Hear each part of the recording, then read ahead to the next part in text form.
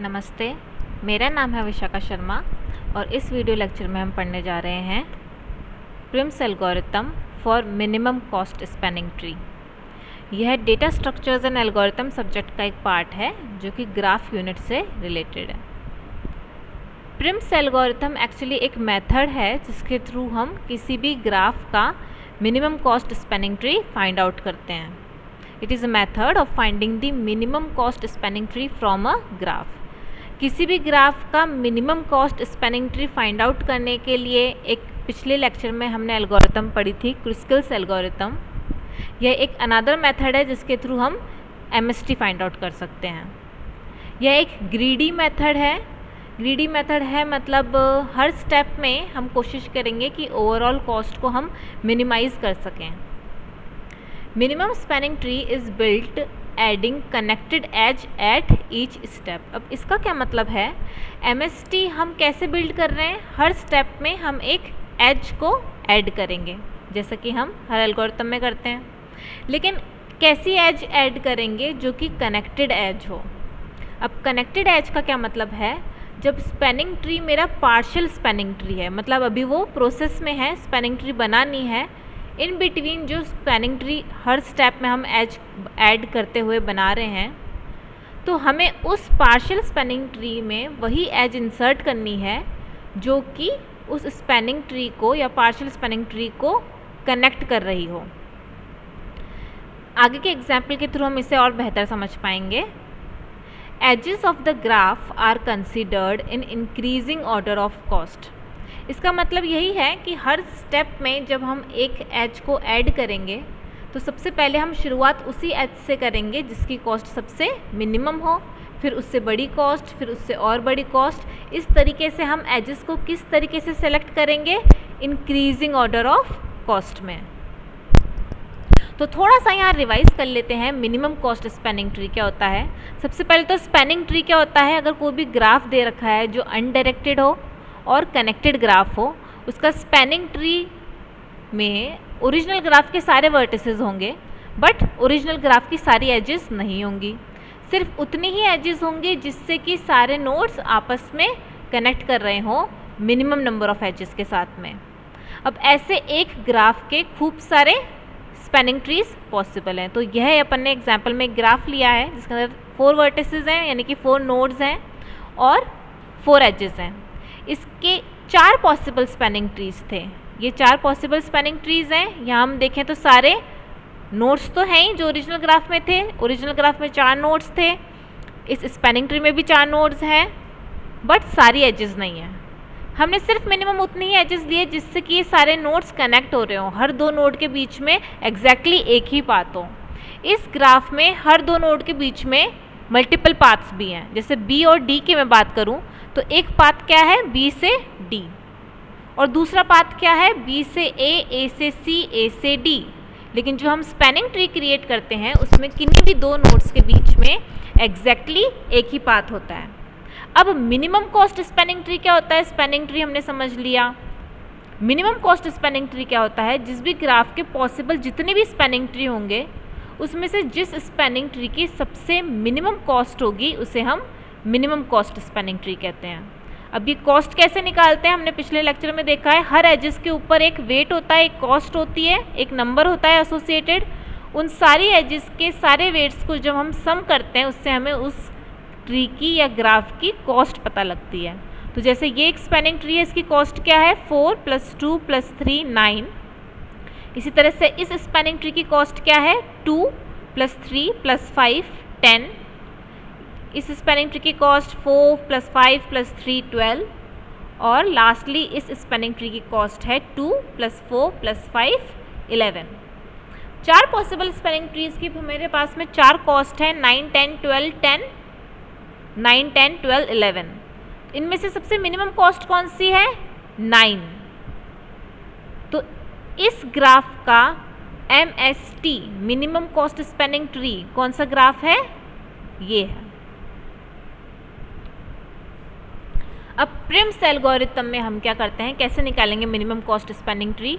सबसे पहले तो हम इसके अंदर स्पैनिंग ट्री पूरा फर्स्ट स्टेप में एकदम खाली होता है। अब हम क्या करेंगे, ओरिजिनल ग्राफ में खूब सारे नोड्स होंगे, किसी भी एक नोड से स्टार्ट करेंगे, यानी कि किसी भी एक नोड को अब स्पैनिंग ट्री में हम ऐड करेंगे। हम किसी भी नोड से स्टार्ट कर सकते हैं। और मेजरली हम इसके अंदर क्या परफॉर्म करते हैं, हम 2 सेट्स क्रिएट करते हैं।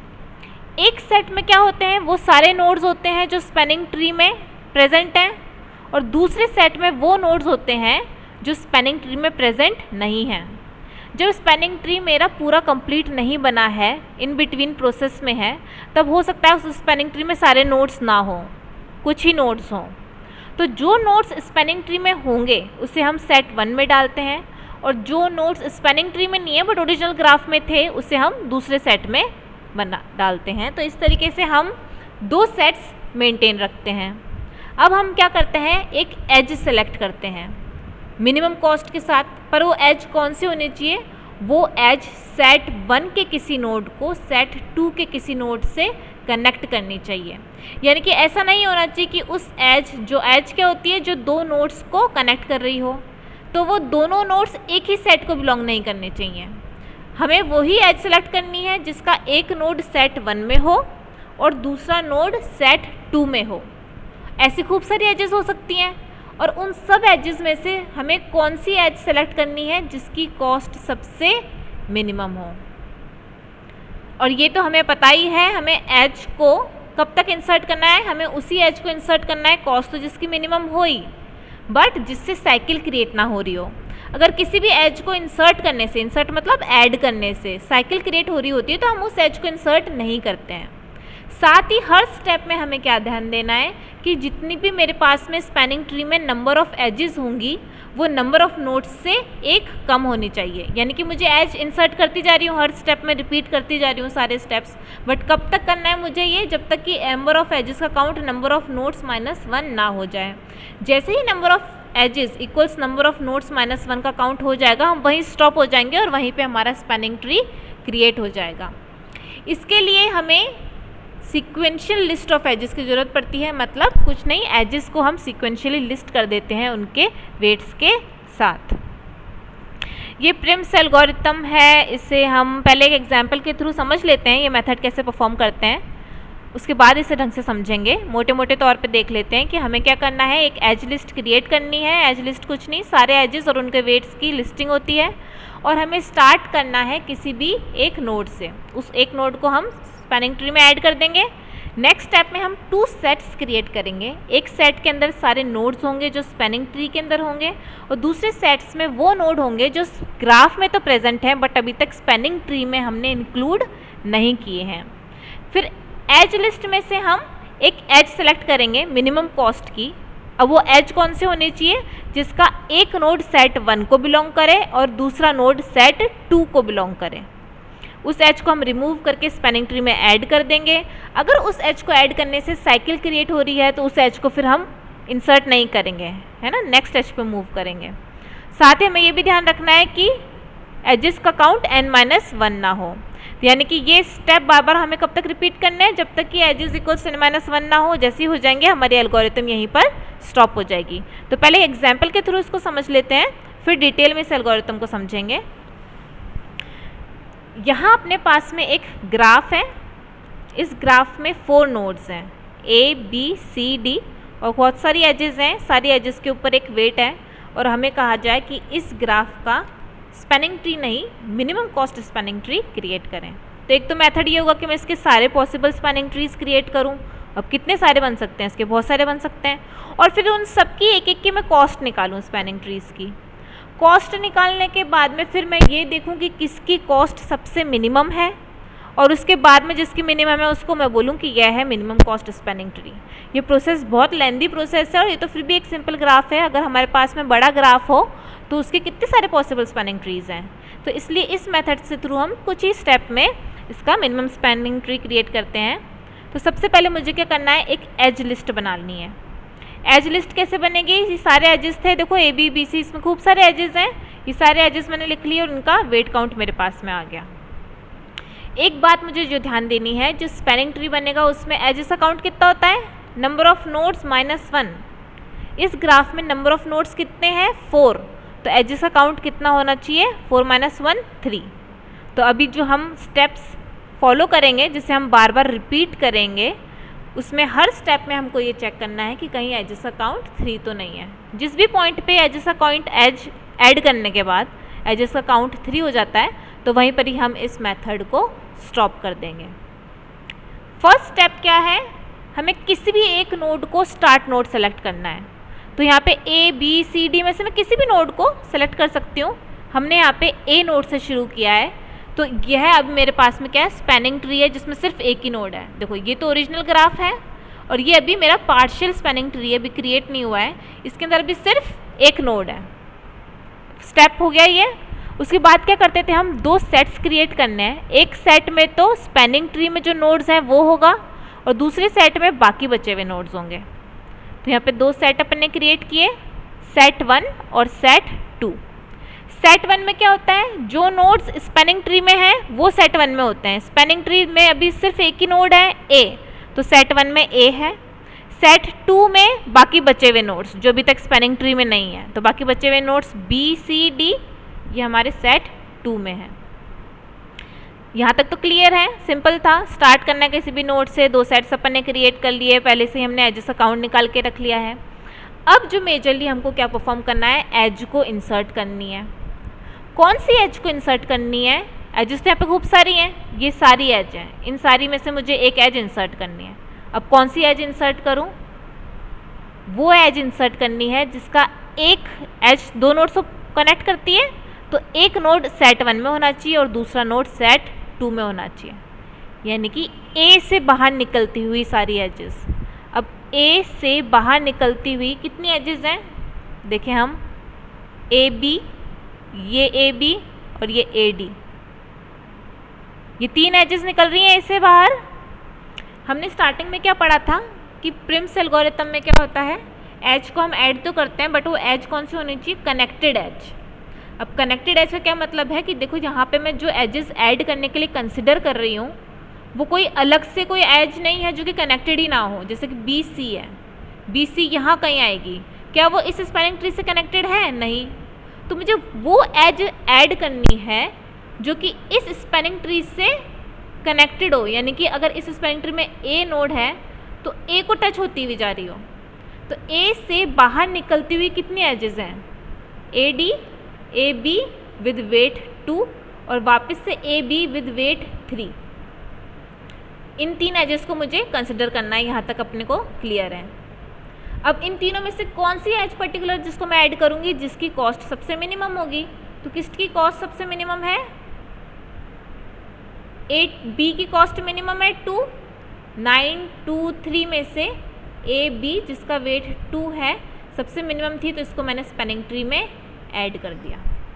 एज लिस्ट में से मैंने इस एज को रिमूव कर दिया, इस स्पैनिंग ट्री में ऐड कर दिया। अब सेट 1 में क्या होता है, स्पैनिंग ट्री में जितने भी नोड्स प्रेजेंट हैं, स्पैनिंग ट्री में अब कितने नोड्स हो गए, ए और बी, तो सेट 1 में ए और बी नोड्स हैं और सेट 2 में बाकी बचे हुए नोड्स हैं सी और डी। एजेस का काउंट कितना है यहाँ पे, अभी 1, 3 नहीं पहुँचा है, तो हमें वापस से इसको रिपीट करना है। क्या रिपीट करना है, अब हमें एक एज इंसर्ट करनी है। वो एज कौन सी होनी चाहिए, सेट 1 से सेट 2 को जो कनेक्ट कर रही हो। देखो ए बी के बीच में ये वाली एज भी है, इसको मैं कंसिडर क्यों नहीं कर रही हूँ, अगर मैं इस एज को कंसिडर करती हूँ तो इस एज जो 2 नोड्स को कनेक्ट कर रही है वो है ए बी, और ए बी एक ही सेट को बिलोंग करते हैं। मुझे वो एज सेलेक्ट करनी है जो सेट 1 और सेट 2 इनको कनेक्ट कर रही हो, यानी कि सेट 1 का कोई नोड और सेट 2 का कोई नोड। और हम इस चीज़ को इस तरीके से भी समझ सकते हैं कि मुझे एजेस तो ऐड करनी है बट अब ऐसी एज सेलेक्ट करनी है जो कि इस ऑलरेडी बने हुए स्पैनिंग ट्री को कनेक्ट कर रही हो, छू रही हो, यानी कि नेक्स्ट एज या तो बी से निकले या तो ए से निकले। ऐसा नहीं हो कि मैं सी डी एक एज यहाँ पे इंसर्ट कर दूँ, सी डी एज ना तो ए को छू रही है ना बी को छू रही है। हर स्टेज में हमारा जो स्पैनिंग ट्री प्रिम्स एल्गोरिथम के थ्रू कनेक्टेड होगा। तो अगर मैं अब कंसिडर करती हूँ नेक्स्ट कौन सी एज मुझे ऐड करनी है, तो ए और बी से बाहर निकलती हुई बहुत सारी एजेस हैं। AD है, BD है, BC है, ये वाला भी CB है। इन सारी एजेस में से कितना वेट है इसका? 9 है, 7 है, 4 है, 6 है। इन सारी एजेस में से कौन सी एज है जिसकी कॉस्ट सबसे मिनिमम है? ये वाली CB है ना। तो इस एज को हम यहाँ स्पैनिंग ट्री में ऐड करेंगे और इसको हमने इस एज लिस्ट से हटा दिया। देखिए हमने कौन कौन सी एजेस कंसिडर करी, इससे वापस से देखते हैं। ये वाला स्टेप था, यहाँ पे हमें जो नेक्स्ट एज कंसिडर ऐड करनी है, मैं कौन सी एजेस कंसिडर करूँगी? जो सेट 1 से सेट 2 को जा रही हैं। सेट 1 में है A B, A से C, A से D अगर कोई एज होगी, या फिर B से C, B D से D कोई एज होगी। तो ये सारी एजेस थी, इनमें से सबसे मिनिमम कॉस्ट थी BCB की और इसको हमने ऐड कर दिया। एजेस का काउंट अभी 2 है, 3 नहीं हुआ है। नेक्स्ट एज कौन सी कंसिडर करनी है मुझे? सेट 1 से सेट 2 में जा रही सारी एजेस। सेट 1 से सेट 2 में जा रही सारी एजेस कौन सी हैं? ये सारी AD, BD और DC। इनमें से सबसे मिनिमम कॉस्ट किसकी है? इसकी 9 है, इसकी 7 है, इसकी 4 है, इसकी 2 है। तो CD जिसकी कॉस्ट 2 है सबसे मिनिमम वाली सेलेक्ट करेंगे। CD हमने जिसकी कॉस्ट 2 है सबसे मिनिमम वाली सेलेक्ट करी। एजेस का काउंट कितना हो गया है? 3। यहीं पे हमें स्टॉप हो जाना है। और इस ग्राफ का मिनिमम कॉस्ट स्पैनिंग ट्री क्या है? ये, इसकी कॉस्ट भी क्या है? 8। अब हम इस एल्गोरिथम को समझते हैं। क्या करना है मुझे? सबसे पहले एज लिस्ट क्रिएट करनी है ताकि मेरे पास में एक एज का लिस्टिंग रहे। उसके बाद में स्पैनिंग ट्री में से add any node as start node in spanning tree, यानी कि स्पैनिंग ट्री हम क्रिएट करेंगे तो उसके लिए मुझे किसी भी नोड को उस स्पैनिंग ट्री में ऐड कर देना है, उसको हम स्टार्ट नोड। नेक्स्ट स्टेप में मुझे 2 सेट्स क्रिएट करने हैं। Create 2 sets with set 1 containing nodes in spanning tree and set 2 containing nodes not in spanning tree. एक सेट में क्या होना चाहिए? जो स्पैनिंग ट्री में जो नोड्स हैं वो होने चाहिए, और दूसरे सेट में क्या होना चाहिए? जो स्पैनिंग ट्री में जो नोड्स नहीं हैं वो सारे होने चाहिए।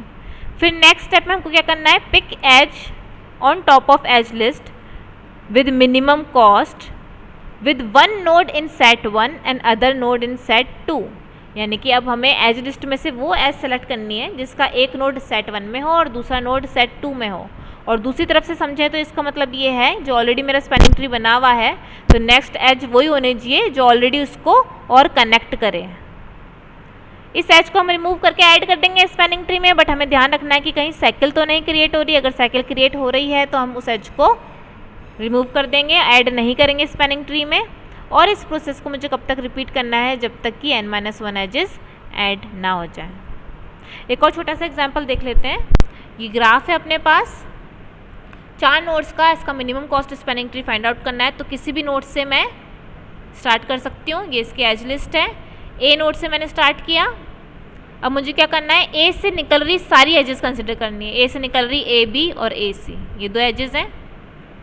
इन दोनों में से वो एज सेलेक्ट करनी जिसकी कॉस्ट मिनिमम हो। AC की कॉस्ट मिनिमम है, इसको अपन ने ऐड कर दिया। अब कौन सी एजेस कंसिडर करनी है? जो A से निकल रही हो और C से भी निकल रही हो। A से निकल रही है AB, C से निकल रही है CD। 4 और 3 मिनिमम कॉस्ट किसकी है? CD की है, तो CD को अपन ने ऐड कर दिया। अब कौन सी एजेस कंसिडर करनी है? जो A से भी निकल रही हैं, C से भी निकल रही हैं और D से भी निकल रही हैं, है ना। हम ध्यान दें अगर तो हर स्टेप में हम वही एज ऐड कर रहे हैं जिससे कि ये कनेक्टेड ही हो रहा है ना। जैसे कि AC के बाद अपन ने BD नहीं करा ऐड, BD ऐड कर दे तो ये एज एकदम, ये स्पैनिंग ट्री एकदम अलग है, ये अलग है, ये डिसकनेक्टेड होता। लेकिन अपन ने ये वाली एज कनेक्ट करी क्योंकि इसको कनेक्ट करती हुई जा रही है। नेक्स्ट स्टेप क्या करना है मुझे? AB, A से बाहर निकलती हुई सारी एजेस, C से बाहर निकलती हुई सारी एजेस और D से बाहर निकलती हुई सारी एजेस को मैंने कंसिडर किया। 2 ही एजेस थी AB और BD, इनमें से सबसे मिनिमम कॉस्ट थी AB की, तो AB को हमने ऐड कर दिया।